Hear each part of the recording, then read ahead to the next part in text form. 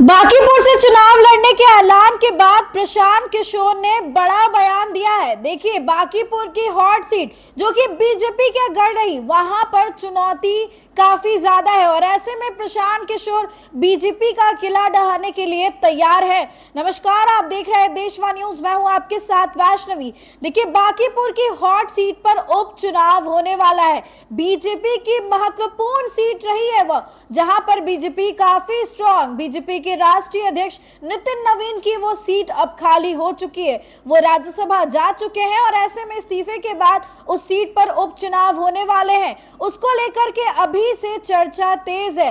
तारीखों का ऐलान कर दिया गया है और बड़ी खबर निकल के सामने आई कि जन सुराज के सूत्रधार प्रशांत किशोर बांकीपुर की सीट से चुनाव लड़ने वाले हैं, भारतीय जनता पार्टी को टक्कर देने वाले हैं। और ऐसे में ये बात उन्होंने भी मानी है कि चुनौतीपूर्ण रहेगी, उसमें पूरा जो है हम अपनी कोशिश करेंगे और नई व्यवस्था लागू की जाएगी। देखिए, बता दें कि ऐलान के बाद जो है प्रशांत किशोर सीधे भगवान के दर्शन के लिए पहुंच जाते।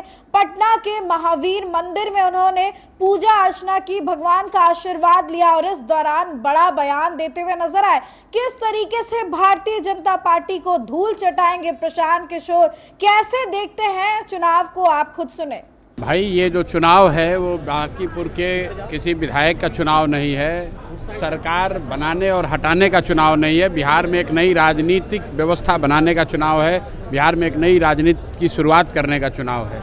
उस नज़रिए से महत्वपूर्ण भी है, चुनौतीपूर्ण भी है, लेकिन मेरा विश्वास है कि बिहार की सबसे प्रबुद्ध और समृद्ध मतदाताओं का समूह वो सही निर्णय लेंगे और एक ऐसा अपने मत का प्रयोग करेंगे जिससे बिहार में एक नई राजनीतिक व्यवस्था की शुरुआत हो। ये प्रशांत किशोर ने कहा है कि ये कोई विधायक बनने का चुनाव नहीं है, सरकार बदलने का चुनाव नहीं है, ये नई व्यवस्था लाने का चुनाव है। काफी महत्वपूर्ण है, चुनौतीपूर्ण है, लेकिन उस चुनौती को जीतेंगे। प्रशांत किशोर ने कहा है कि जनता पर पूरा विश्वास है और जो बुद्धिजीवी जनता है वो सही फैसला लेगी। प्रशांत किशोर के चुनावी ऐलान के बाद बता दें कि हड़कंप मचा हुआ है। भारतीय जनता पार्टी की हॉट सीट रही है, लेकिन इसमें और कांटे की टक्कर देखने को मिलेगी, आमने सामने। इधर प्रशांत किशोर और इधर भारतीय जनता पार्टी, सबकी निगाहें टिकी हैं कि क्या होगा।